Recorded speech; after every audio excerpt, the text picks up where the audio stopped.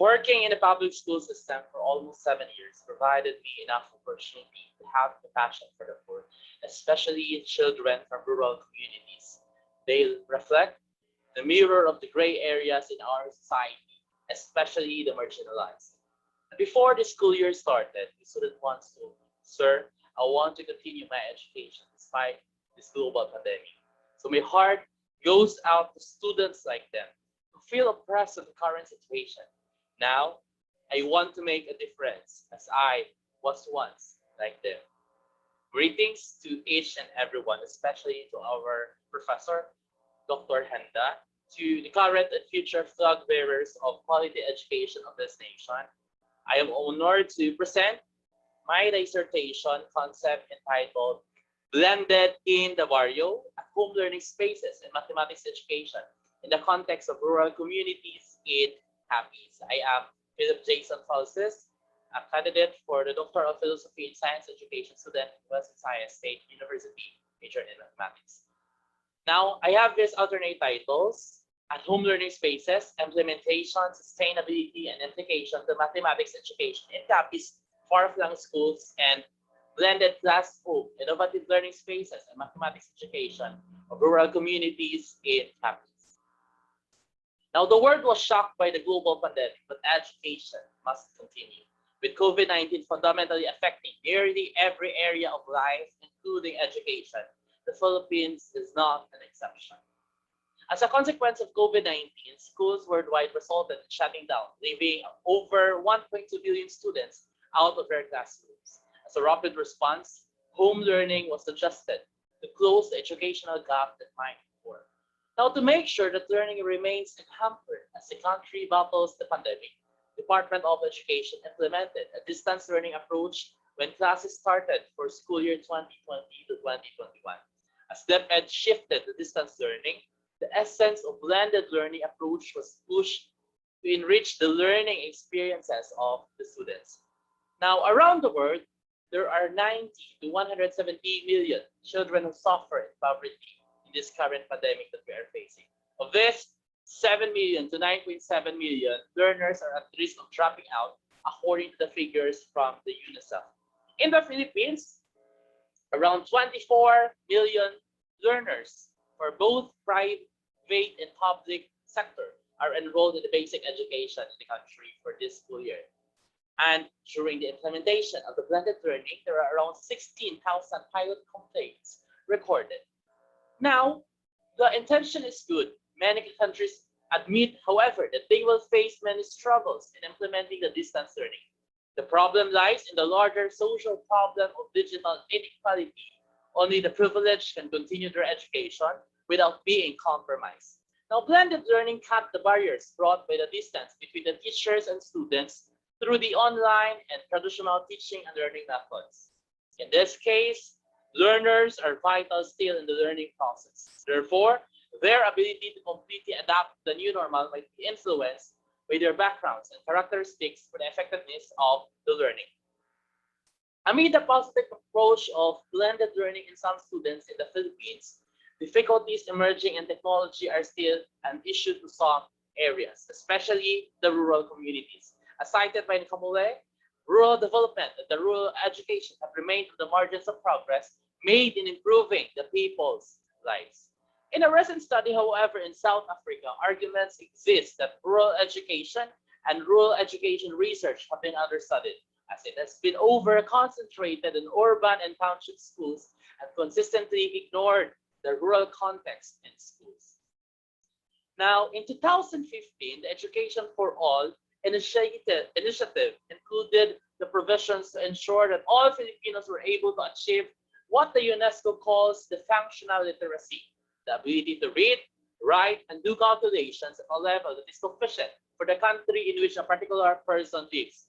According to UNESCO, inclusion in education is a process of addressing the diversity needs of learners through increasing the participation learning, cultures, and communities, and reducing exclusion within and from education. However, as we face the closures of school in the COVID-19, we face this big question. In the midst of the global pandemic, where is inclusion and equity in education? In Department of Education, specifically in Region 6, Visayas, our regional director, Ramirbi Oitigo, advocated that every child is a champion in Region 6. It is echoing the infinite potential of every child to lead a life toward the realization of his or her dream. Believing that every child is a microcosm of greatness, empowering every child to become a champion. Here in Region 6, an indigenous child is a champion. An ALS learner is a champion. A special child is a champion. Henceforth, a champion is not someone who wins in a competition, but the one who values his own self and determines his or her birthright of selfhood and self-determination. This is the embodiment of accessible, quality, relevant, and liberating basic education, which is a noble responsibility of paving the way for every child under our care to achieve his or her greatest potential. Now, in schools division of Capiz, we recognize parents who made the best at-home learning spaces for their children.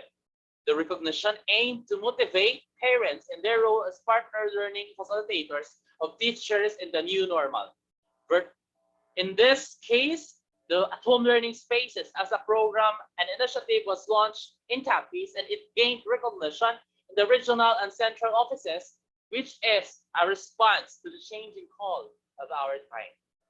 These are some of the pictures of the photos of the at-home learning spaces being implemented in the Capiz division.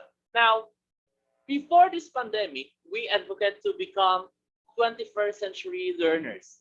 According to the study of Odupe in 2015, that is before the pandemic, learning needs space to take place. Hence, learning space, whether digital or physical, is the most important contemporary infrastructure requirement for learning in the 21st century.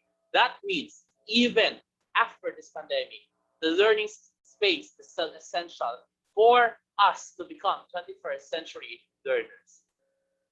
Again, this learning space gained recognition from the DepEd Secretary herself, Leonor Briones, and from the Regional Director, Dr. Remer B. Oitico. For Briones, she wanted this to be replicated in other regions. And for Dr. Oitico, he applauded the installation of at-home learning spaces, which is phenomenal for Capiz division. Now, the at-home learning spaces program, its general objective is to promote more active interaction and participation of parents in their role as partner facilitators of teachers in the new education landscape. According to GAFE in 2018, the learning environment is defined as the physical, social, and psychological context in which learners learn and grow professionally. Talking about parental support, which is very important, not only in at-home learning spaces, but eventually in this current situation that we have. In the advent of the new normal, parents became the facilitators of learning. As DepEd defines, homeschooling is an alternative learning mode that aims to provide students with equal access to quality basic education through home-based environment to be facilitated by qualified parents, guardians, or tutors who have undergone the relevant training.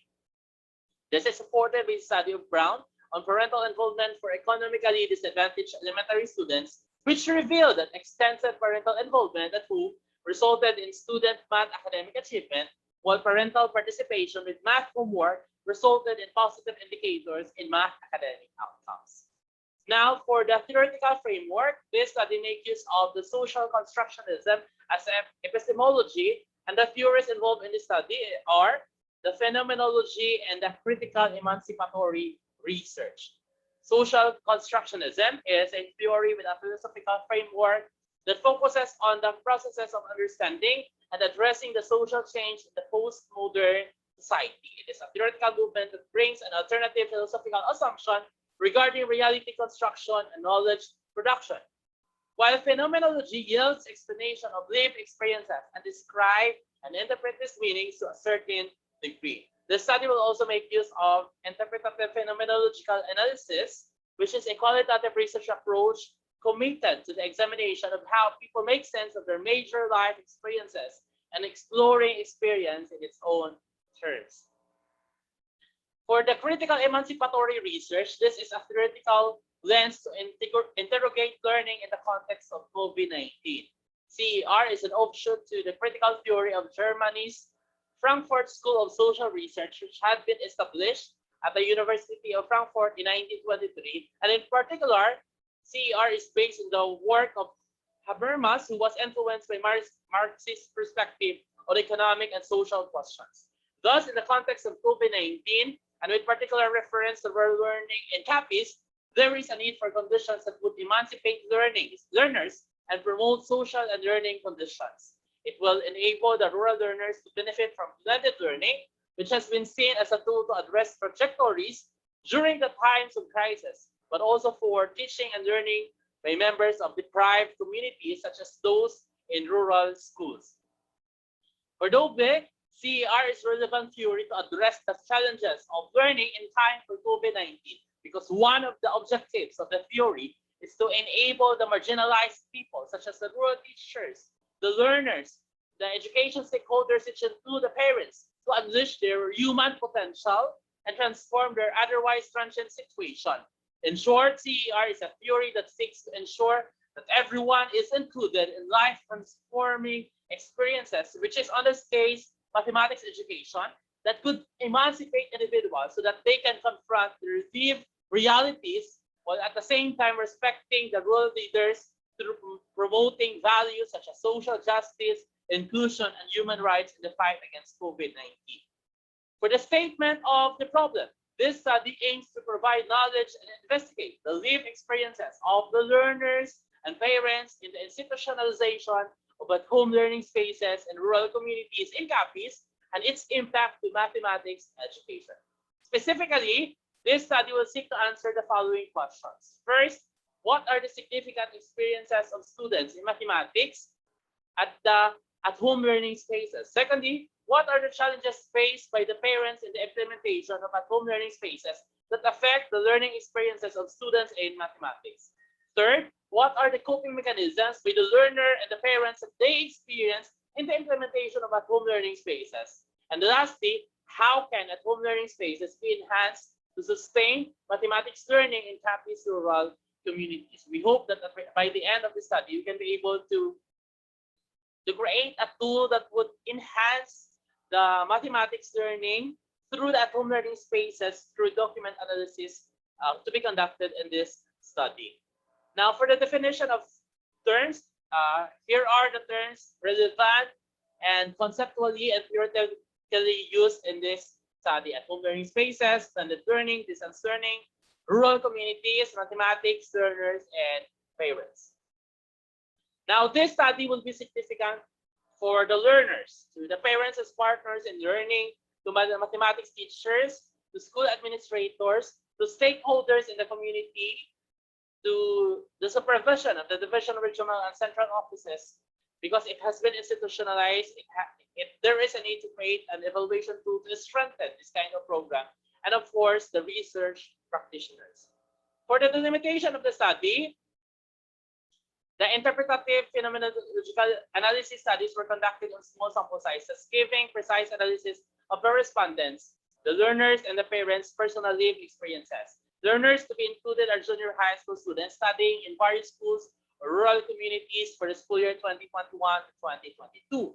This study will cover only those various schools or rural communities who have institutionalized at-home learning spaces for at least 6 months in the previous school year up to present. The researcher will purposely select 2 respondents in every grade level coming from the first and second congressional districts of Capiz, meaning 1 from first district and 1 from the second district per grade level. Now, for the review of related literature, the study examined related and relevant literatures, primarily focusing on the phenomenological researches across different orders, especially during the global pandemic, and of course, the parental involvement in homeschooling. So I have divided the related studies to the following sub-themes. We have challenges in education during the pandemic, challenges in blended learning, we have learning spaces in education, mathematics in rural societies, and parental involvement. For the research design and methodology, The phenomenological tradition of the qualitative approach formed the studies framework. According to Theron, qualitative research is used to understand the underlying inquiries of social phenomena in natural setting. Likewise, the interpretative phenomenological analysis, or the IPA, will be used to understand the innermost reflection of the research participants' lived experience. Now, furthermore, this study is located within the border space of transformative paradigm. It will use the participatory action research to generate data from the participants. The researcher chooses PAR methodology because it is an approach that encourages the active participation of affected people to construct their new identities.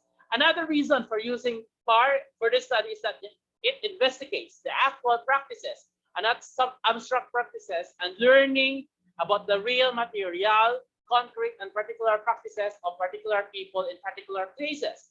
Furthermore, PAR was chosen since it resonates well with CER. In the PAR, it reveals and challenges conditions of injustice. In short, it was chosen as a methodology which avoids univocal research presentations and promotes the adoption of techniques from multiple perspectives, voices, and sources to solve composite class challenges. Again, for the participants are grade 7 to 10 learners and parents, equally divided to rural schools in Capiz first and second congressional districts. At most, there shall be 8 parents and 8 learners to participate for the conduct of the study. For the data gathering instruments, we have in the interviews, participant observation, field notes, photographs, and the videos. Now, for some ethical considerations, it was assured that pseudonyms would be used, that no one was obliged to participate in the study, and that they could decide to withdraw from this study for any reason.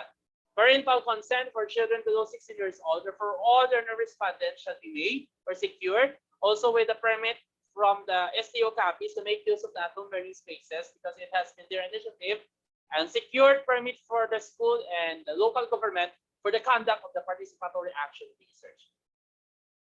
Now, for the data gathering procedures, again, purposive sampling will be used for this study. In addition, the snowball or chain method will be used to recruit participants, whereby participants were requested to identify possible participants who could provide useful data for the study. To ensure the validity of the findings, the researcher will conduct member checking to be presented, data analyzed that will be thematized to the participants to obtain the confirmation that the data responded to their lived experiences in at-home learning spaces.